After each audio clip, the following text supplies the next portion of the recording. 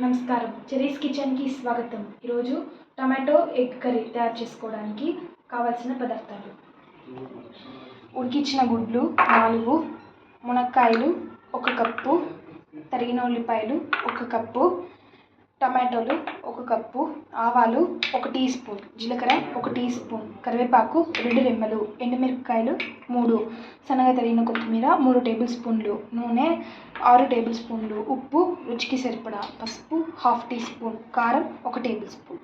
తయారు చేసుకునే విధానం: ముందుగా స్టవ్ ఆన్ చేసుకుందాం. కడాయి కాగింది, ఇందులోకి ఆయిల్ వేసుకుందాం.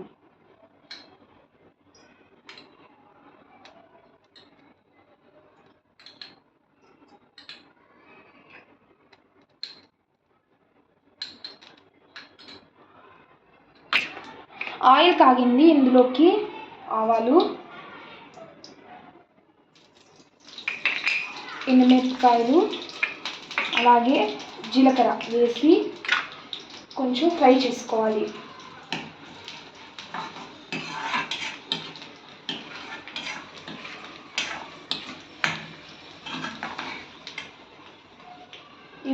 ఈ ఆవాలు బాగా చిట్లాలి.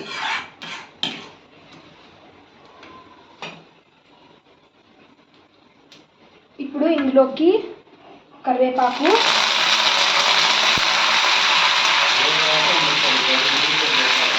సన్నగా తరిగిన ఉల్లిపాయలు వేసి వేయించుకోవాలి.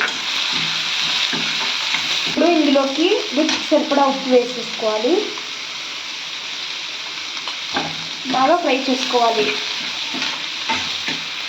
నేను దీన్ని 5 మినిట్స్ వరకు ఆనియన్స్ని ఫ్రై చేస్తున్నాను. ఇందులోకి పసుపు వేసి ఫ్రై చేసుకోవాలి. పసుపు పచ్చివాసన పోయేంత వరకు ఫ్రై చేసుకోవాలి, లేకపోతే కర్రీ చేదు వచ్చేస్తుంది. పసుపు ఫ్రై అయిపోయింది.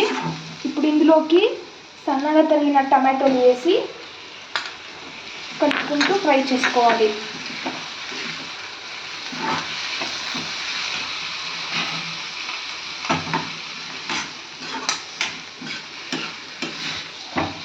నేను అటువైపు స్టవ్ దగ్గర షిఫ్ట్ చేసేసాను. ఇప్పుడు ఇక్కడ ప్యాన్ పెట్టుకోవాలి. ఎగ్స్ ఫ్రై చేసుకోవాలి కాబట్టి ప్యాన్ని కాగనివ్వాలి.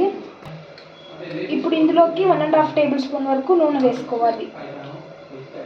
ఈ చిన్న స్పూన్ కాబట్టి కొంచెం 2 స్పూన్స్ వేస్తున్నాను. ఇప్పుడు ఆయిల్ కాగనివ్వాలి. ఆయిల్ కాగాక ఇందులోకి కొద్దిగా ఉప్పు అలాగే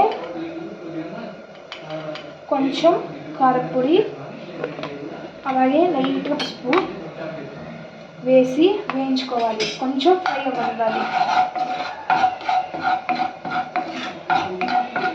ఇప్పుడు ఎగ్స్ని ఇలాగా ఘాట్లు పెట్టి ఇలాగా ఆయిల్లోకి వేసేసుకోవాలి. జాగ్రత్తగా చిట్లుకుంది.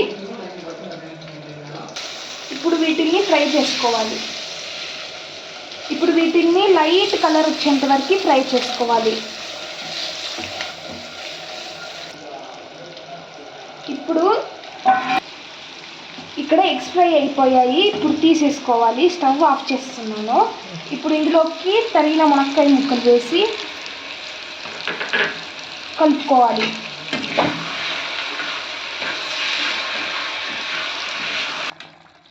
మునక్కాయలు ఇలా ఉడికిపోవాలి.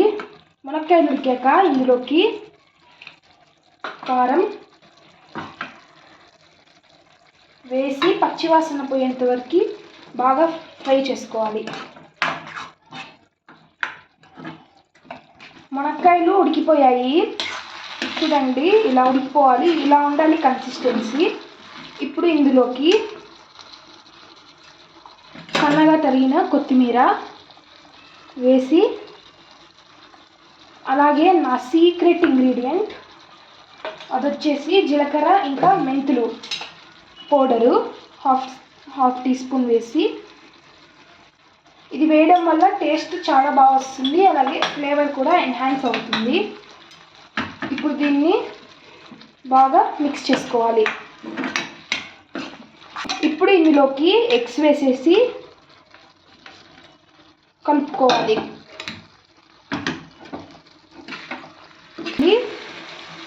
కర్రీ అయిపోయింది. దీన్ని సర్వింగ్ బౌల్లోకి తీసుకొని సర్వ్ చేసుకోవాలి. అనగా పైనుంచి సన్నగా తరిగిన కొత్తిమీర వేస్తే అయిపోతుంది. అంతే, టమాటో ఇంకా మునక్కాయ కర్రీ రెడీ. చూడండి మామిడికాయలు ఎంతలా ఉన్నాయో, తీయగా భలే ఉన్నాయి. ఇది మా అత్తమ్మ పంపించింది, తోటలో ఉండేటివి, భలే ఉన్నాయి. చూస్తుంటే ఎంతలా ఉన్నాయో. ఒకవేళ ఈ ఛానల్ నచ్చితే మీరు కూడా తప్పకుండా సబ్స్క్రైబ్ చేయండి, లైక్ చేయండి, ఇంకా షేర్ కూడా చేయడం మర్చిపోకండి. Thank you.